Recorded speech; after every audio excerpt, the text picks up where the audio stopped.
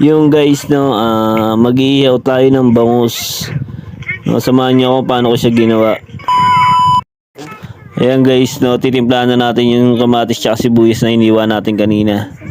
Yan, nilagay na natin ang mga pampalasa guys. Yan.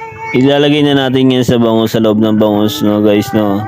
Kung hindi ka pa nakapalo sa akin, follow mo na ako para maging updated kasi malalabas kong video. Yan, nilagay natin ng paminta tsaka asin bago natin ibalot sa foil. Yan.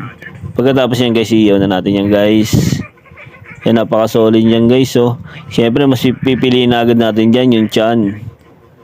Yan, tapos sasama mo pa ng manggang hinog, napaka-solid guys. Yan oh, solid oh.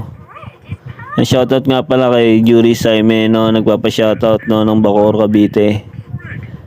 Yan, solid. Yan. Tsaka pa-comment na rin kung saan nakaabot tong video ko na to, kung saan lugar na nakaabot. Thank you.